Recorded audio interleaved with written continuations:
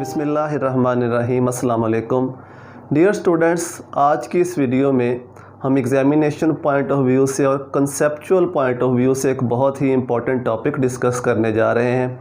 Topic का नाम है acidic nature of alkynes. Alkynes की एसिडिक नेचर के बारे में हम पढ़ने जा रहे हैं। तो चूँकि अक्सर स्टूडेंट्स को इस टॉपिक को समझने में प्रॉब्लम्स रहती हैं, तो इसलिए मैं थोड़ा इसको डिटेल से डिस्कस करूंगा ताकि जो इसका कॉन्सेप्ट है वो एक्चुअली आपकी समझ में आ जाए कि क्यों अल्काइंस जो होते हैं वो एसिडिक इन नेचर होते हैं। हमें पता है कि अल्केन्स, अल्कीन्स और अल्काइंस में कार्बन के साथ हाइड्रोजन अटैच होता है, लेकिन अल्काइंस में ट्रिपली बॉन्डेड कार्बन के साथ जो हाइड्रोजन्स होते हैं वो एसिडिक इन नेचर होते हैं। फिर मैं ये फिक्र रिपीट कर रहा हूँ, अल्काइंस में ट्रिपली बॉन्डेड कार्बन्स के साथ जो हाइड्रोजन अटैच होते हैं वो हाइड्रोजन एसिडिक इन नेचर होते हैं। तो सबसे पहले एसिड को हम डिफ़ाइन कैसे करते हैं?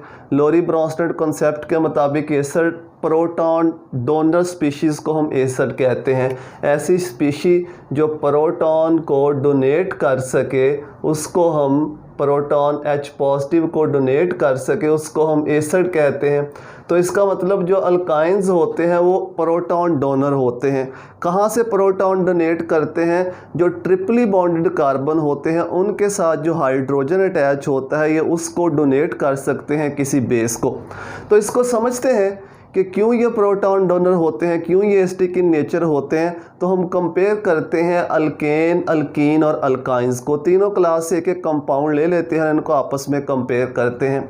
तो अल्केन से हम ले लेते हैं ethane CH3 single bond CH3 ethane. Alkyne से हम ले लेते हैं ethene CH2 double bond CH2 और अल्काइन से हम ले लेते हैं एसिटाइलिन या ethyne CH triple bond CH। अब अल्काइन के अंदर या एसिटाइलिन के अंदर ये वाले जो हाइड्रोजन हैं जो ट्रिपली बॉन्डेड कार्बन के साथ अटैच हैं ये एसिडिक होते हैं। कोई भी स्ट्रॉन्ग बेस इजीली इनको अब्स्ट्रैक्ट कर सकता है। अब ऐसा क्यों होता है, इसकी रीज़न क्या है? यहाँ पे अगर हम देखें अल्केन्स के अंदर जो कार्बन की हाइब्रिडाइजेशन होती है वो होती है sp3। अल्कीन के अंदर जो कार्बन की हाइब्रिडाइजेशन होती है ये होती है sp2 और अल्काइंस के अंदर जो कार्बन की हाइब्रिडाइजेशन है ये होती है sp। ये हम पहले पढ़ चुके हैं। अल्केन्स के अंदर sp3 हाइब्रिड ऑर्बिटल्स के अंदर जो s करैक्टर होता है, s करैक्टर की मैं बात कर रहा हूँ तो वो होता है 25% S करैक्टर होता है और बाकी जो 75% है ये होता है P करैक्टर sp3 ऑर्बिटल्स में। sp2 ऑर्बिटल्स में 33% S करैक्टर और 66% होता है P करैक्टर और sp हाइब्रिड ऑर्बिटल्स में जो S करैक्टर है ये 50% होता है और P करैक्टर भी 50% होता है। अब इस करैक्टर के चेंज होने से इफेक्ट क्या होता है? क्योंकि हमें पता है कि जो s ऑर्बिटल्स हैं वो न्यूक्लियस के सबसे करीब होते हैं, उसके बाद फिर p ऑर्बिटल्स आते हैं, फिर d ऑर्बिटल्स, फिर f ऑर्बिटल्स। किसी भी शेल के अंदर अगर हम चले जाएं तो सबसे पहले s ऑर्बिटल आते हैं, फिर p आते हैं, फिर d आते हैं और फिर f। इसका मतलब है कि जो s ऑर्बिटल्स होते हैं वो न्यूक्लियस के करीब होते हैं। इसका मतलब ये हुआ कि जो इलेक्ट्रॉन्स इस s ऑर्बिटल में होंगे वो न्यूक्लियस के करीब होंगे, न्यूक्लियस की ज़्यादा अट्रैक्शन होगी उन इलेक्ट्रॉन्स के ऊपर। अब चूँकि sp हाइब्रिडाइजेशन में s करैक्टर ज़्यादा होता है, sp हाइब्रिडाइजेशन में s करैक्टर ज़्यादा होता है, 50% s करैक्टर होता है, तो इसलिए ये वाला जो इलेक्ट्रॉन्स हैं कार्बन और हाइड्रोजन बॉन्ड के जो इलेक्ट्रॉन्स हैं ये कार्बन के न्यूक्लियस के ज़्यादा करीब होते हैं। क्योंकि कौन सा ऑर्बिटल यूज़ हो रहा है यहाँ पे? sp ऑर्बिटल यूज़ हो रहा है कार्बन का। चूँकि sp ऑर्बिटल यूज़ हो रहा है बॉन्ड बनाने के लिए, s करैक्टर ज़्यादा है, तो जो बॉन्डिंग वाले दो इलेक्ट्रॉन्स होंगे जिनमें से एक कार्बन का इलेक्ट्रॉन है एक हाइड्रोजन का, वो इलेक्ट्रॉन कार्बन के न्यूक्लियस के ज़्यादा करीब होंगे क्योंकि sp ऑर्बिटल्स के अंदर s करैक्टर सबसे ज़्यादा होता है। इस तरह से है ये कार्बन हाइड्रोजन बॉन्ड। इसमें एक इलेक्ट्रॉन हाइड्रोजन का होता है और एक इलेक्ट्रॉन कार्बन का। चूँकि s करैक्टर 50% है sp ऑर्बिटल्स का, तो ये वाले जो दो इलेक्ट्रॉन हैं ये कार्बन के न्यूक्लियस के ज़्यादा करीब होंगे। इसके मुकाबले में अगर हम इसकी बात करें तो इसमें जो S करैक्टर है वो 33% है और इसमें जो S करैक्टर है वो 25% है। अब S करैक्टर के बढ़ने से इलेक्ट्रोनेगेटिविटी बढ़ती है एटम की, आपने ये याद रखना है। किसी भी ऑर्बिटल का, किसी भी एटम के ऑर्बिटल्स का जब S करैक्टर बढ़ता है तो उसकी इलेक्ट्रोनेगेटिविटी इंक्रीज होती है।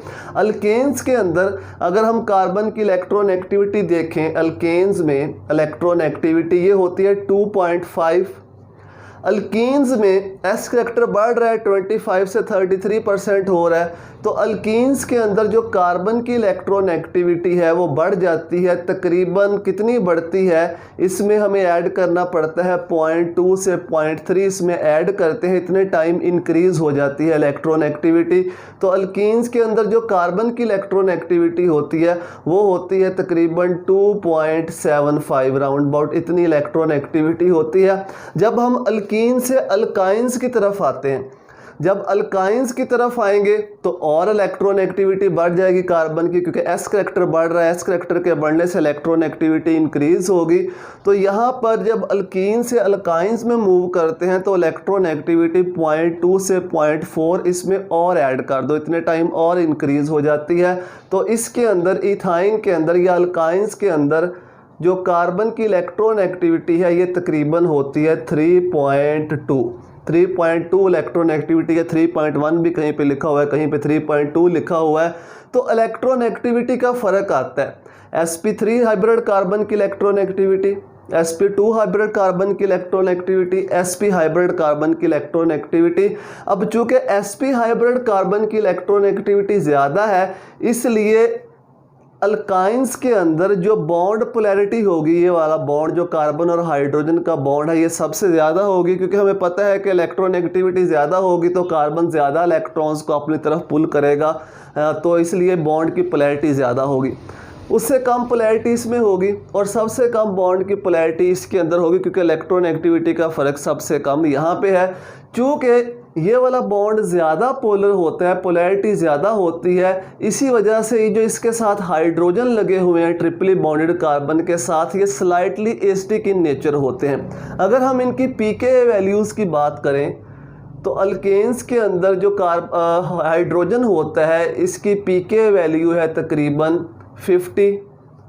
अल्कीन्स के अंदर या इथीन के अंदर जो इसकी pKa वैल्यू है ये तकरीबन राउंड अबाउट 40 होती है, और अल्काइंस में जो pKa वैल्यू है इसकी वो तकरीबन होती है 25। और हमें पता है जितनी pKa वैल्यू ज़्यादा होगी उतना ही वो कंपाउंड लेस एसिडिक होगा, जितनी pKa वैल्यू ज़्यादा होगी उतना ही कंपाउंड लेस एसिडिक होगा। तो सबसे कम pKa वैल्यू किसकी है, अल्काइंस की, और अल्काइंस की चूँकि pKa वैल्यू कम है, इसका मतलब जो अल्काइंस होते हैं, अल्काइंस में जो ट्रिपली बॉन्डेड कार्बन के साथ हाइड्रोजन होते हैं वो एसिडिक इन नेचर होते हैं और ये बहुत ही वीक एसिड है।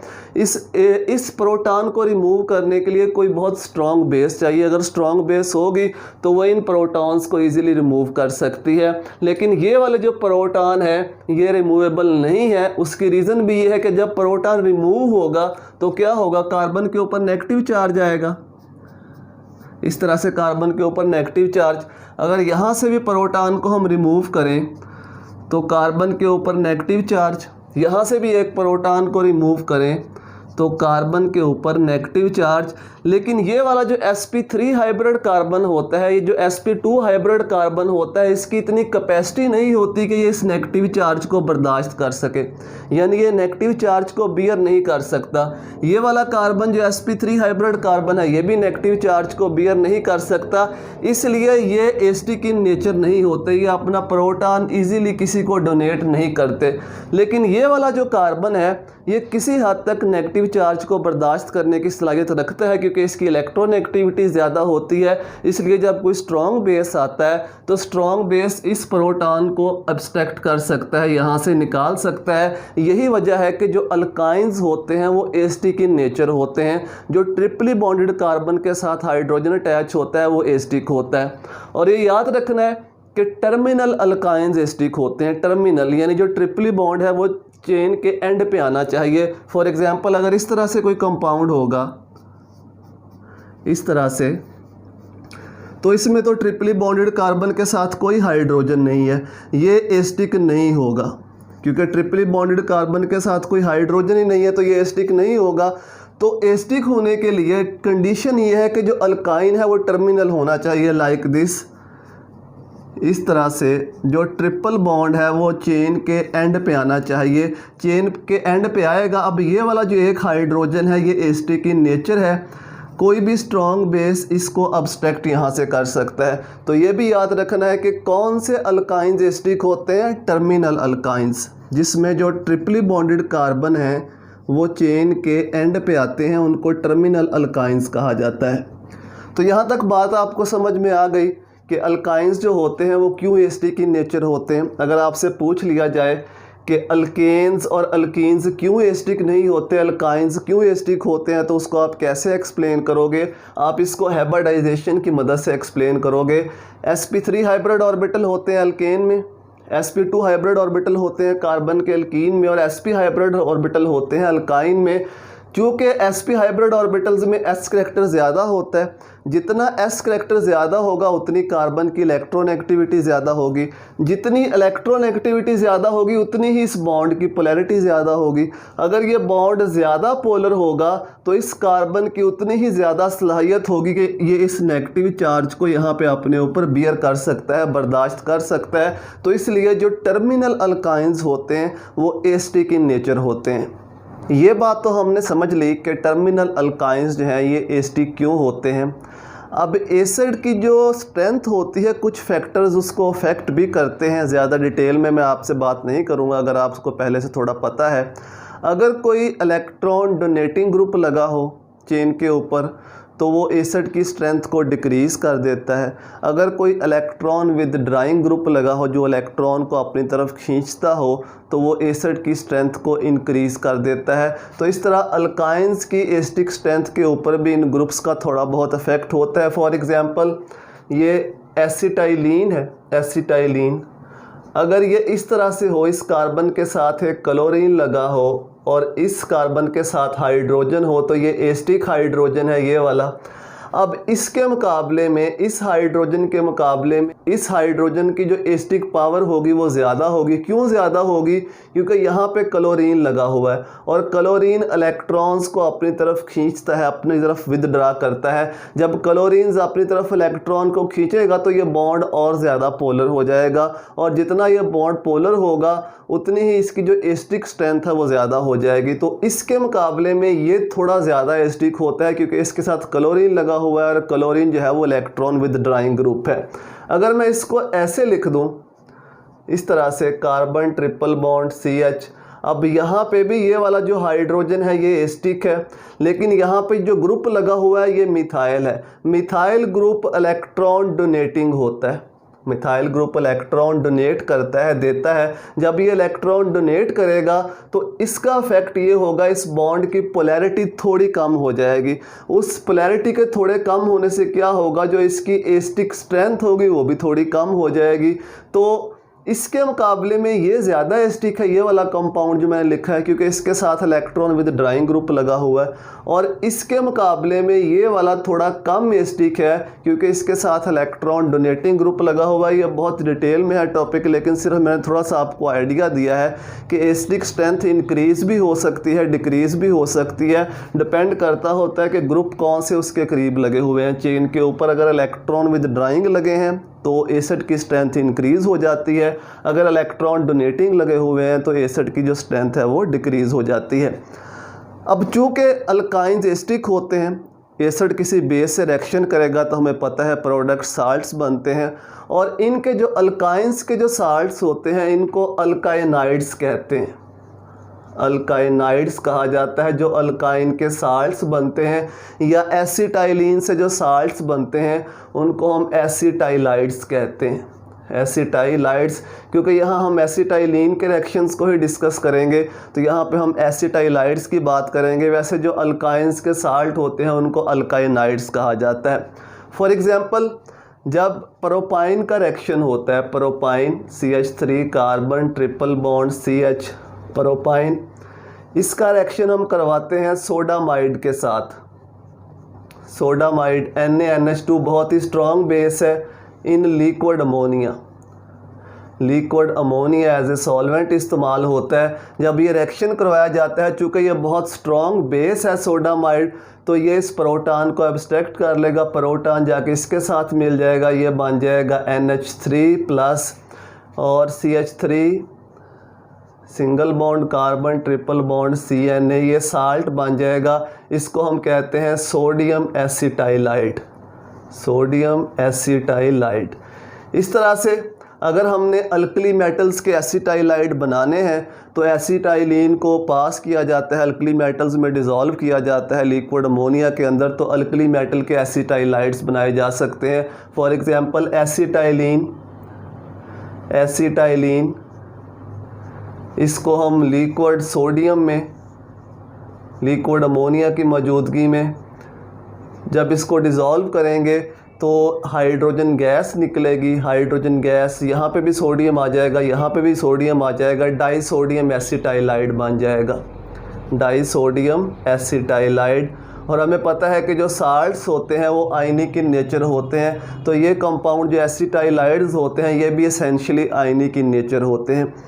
इस तरह से हम कॉपर के एसिटाइलाइड्स को भी प्रिपेयर कर सकते हैं और सिल्वर के एसिटाइलाइड्स को भी प्रिपेयर कर सकते हैं। उसके लिए करना क्या पड़ेगा, उसके लिए हमें एसिटाइलिन को, जो कि गैसियस फॉर्म में होती है, उसको हमें पास करना पड़ेगा क्यूप्रस क्लोराइड या सिल्वर नाइट्रेट के अमोनिकल सोल्यूशन में से। तो एसिटाइलिन को क्यूप्रस क्लोराइड या सिल्वर नाइट्रेट के अमोनिकल सोल्यूशन से पास करेंगे तो कॉपर के एसिटाइलाइड्स भी बनाए जा सकते हैं, सिल्वर के एसिटाइलाइड भी बनाए जा सकते हैं। इसका रिएक्शन किस तरह से होगा, एसिटाइलिन क्यूप्रस क्लोराइड CuCl2, इसका अमोनिकल सोल्यूशन लेना है तो ammonium hydroxide, ammoniacal solution of cuprous chloride. जब ये रिएक्शन होगा तो यहाँ पे से कॉपर का एसिटाइलाइड बन जाएगा, इसको कॉपर एसिटाइलाइड कहते हैं। और इसके साथ क्या बनेगा, अमोनियम क्लोराइड, अमोनियम क्लोराइड और साथ में वाटर बनेगा। इस तरह से सिल्वर का अगर एसिटाइलाइड बनाना हो तो एसिटाइलिन को पास किया जाता है ammoniacal solution of silver nitrate, silver nitrate इसके अमोनिकल सोल्यूशन में से पास करेंगे तो ये बन जाएंगे सिल्वर के एसिटाइलाइड, डाई सिल्वर एसिटाइलाइड कह देते हैं या सिंपल सिल्वर एसिटाइलाइड भी इसे कह देते हैं। और इसके साथ बनेगा अमोनियम नाइट्रेट, अमोनियम नाइट्रेट, इसके यहाँ पे 2 मॉलिक्यूल्स यूज़ होंगे या 2 मोल्स यूज़ होंगे। अगर स्टैचोमेट्री को देखें, अमोनियम नाइट्रेट बनेगा और साथ वाटर बनेगा। तो इनके कलर भी होते हैं, जो ये कॉपर का एसिटाइलाइड होता, सिल्वर का जो एसिटाइलाइड होता है ये वाइट PPT बनते हैं, इसके वाइट प्रेसिपिटेट्स बनते हैं। और जो कॉपर एसिटाइलाइड होता है इसके रेडिश ब्राउन कलर के प्रेसिपिटेट बनते हैं, रेडिश ब्राउन कलर के प्रेसिपिटेट बनते हैं, PPT बनते हैं इसके साल्ट के या एसिटाइलाइड के। इस तरह से जो अल्कली मेटल के एसिटाइलाइड्स होते हैं वो भी यूजली कलरलेस होते हैं। अब ये एसिटाइलाइड्स जो हैं इनके यूज़ बहुत इंपॉर्टेंट हैं। एक तो ये एसिटाइलाइड्स अल्काइंस को प्रिपेयर करने के लिए इस्तेमाल किए जाते हैं। अगर इन एसिटाइलाइड्स को वापस हम किसी डाइल्यूट एसिड से रिएक्ट करवाते हैं तो ये अल्काइंस में कन्वर्ट हो जाएंगे। इन्हीं एसिटाइलाइड्स की मदद से अल्काइंस को प्यूरीफाई भी किया जा सकता है, प्यूरिफिकेशन के लिए भी इस्तेमाल किए जाते हैं, क्योंकि अल्केन, अल्कीन और अल्काइंस में सिर्फ अल्काइंस ऐसे हैं जो एसिटाइलाइड की फॉर्मेशन करते हैं। तो अल्काइंस को अगर हम रिएक्ट करवाते हैं किसी स्ट्रॉन्ग बेस के साथ तो अल्काइंस एसिटाइलाइड बना देते हैं, जबकि अल्केन्स और अल्कीन्स एसिटाइलाइड नहीं बनाते। तो इस तरीके से अल्काइंस को हम इजीली सेपरेट कर सकते हैं और उन एसिटाइलाइड्स को वापस दोबारा हम अल्काइंस में कन्वर्ट कर सकते हैं।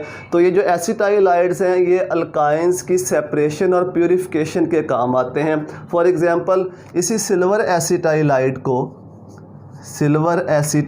को जब हम किसी डाइल्यूट एसिड के साथ रिएक्ट करवाते हैं, सिल्वर एसिटाइलाइड डाइल्यूट एसिड हम यूज़ कर लेते हैं H2SO4 या कोई भी यूज़ किया जा सकता है। जब इससे हम रिएक्ट करवाएंगे तो ये वापस एसिटाइलिन में कन्वर्ट हो जाएगा, वापस एसिटाइलिन बन जाएगी और इसके साथ क्या बनेगा, Ag2SO4, Ag2SO4। इसी तरह से कोई और डाइल्यूट एसिड भी इस्तेमाल किया जा सकता है। फॉर एग्ज़ाम्पल हम डाइल्यूट HNO3 भी यूज़ कर सकते हैं, एसिटाइलाइड्स को वापस एसिटाइलिन में कन्वर्ट करने के लिए 2 मोल HNO3 यूज़ करना पड़ेगा। डाइल्यूट जब इसको हम रिएक्ट करवाएंगे तो ये वापस एसिटाइलिन बना देगा और साथ ये बन जाएगा सिल्वर नाइट्रेट, साथ ये सिल्वर नाइट्रेट बन जाएगा AgNO3। तो इस तरीके से एसिटाइलाइड्स को वापस हम एसिटाइलिन के अंदर कन्वर्ट भी कर सकते हैं या अल्काइनाइड्स को वापस अल्काइंस में भी कन्वर्ट किया जा सकता है। तो ये MCQs के लिहाज से भी बहुत इंपॉर्टेंट है। वो आपसे MCQs में ये पूछ सकता है कि नीचे 4 कंपाउंड दिए हुए हैं, बताओ इनमें से कौन सा जो कंपाउंड है वो एस्टिक होगा। उसमें एक अल्केन दे सकता है, एक अल्कीन दे सकता है, एक अल्काइन दे सकता है या सारे अल्काइंस भी दे सकता है। तो आपने उसमें टर्मिनल अल्काइन को ढूंढना है। फॉर एग्ज़ाम्पल उसने आपको ऑप्शन दे दिए कि 2 ब्यूटाइन है आपके पास, 2 ब्यूटाइन, आपके पास है 1 ब्यूटाइन, 1 ब्यूटाइन, आपके पास 2 पेंटाइन है, 2 पेंटाइन, और आपके पास है 3 पेंटाइन। वो आपसे पूछता है कि बताओ इनमें से एस्टिक कौन सा होगा, एस्टिक नेचर किसकी होगी। तो चारों ये अल्काइन है, लेकिन इनमें से आपने टर्मिनल अल्काइन ढूंढना है कौन सा है। तो टर्मिनल ये वाला होगा 1 ब्यूटाइन। तो 1 ब्यूटाइन जो होगा इसमें एस्टिक होगा, बाकी एस्टिक नहीं होंगे क्योंकि बाकी टर्मिनल नहीं है। या अल्केन, अल्कीन और अल्काइन दे के पूछ सकता है कि बताओ इनको हम सेपरेट कैसे कर सकते हैं। तो जो अल्काइंस होते हैं ये उनका स्पेसिफिक रिएक्शन है कि वो एसिटाइलाइड्स बनाते हैं PPT की फॉर्म में। तो आपने बताना है कि जो अल्काइंस होते हैं वो एस्टिक इन नेचर होते हैं, इसलिए किसी स्ट्रॉन्ग बेस से जब उनका हम रिएक्शन करवाते हैं वो एसिटाइलाइड बनाते हैं। इस तरह से हम अल्काइंस को अल्कीन्स और अल्केन से सेपरेट कर सकते हैं।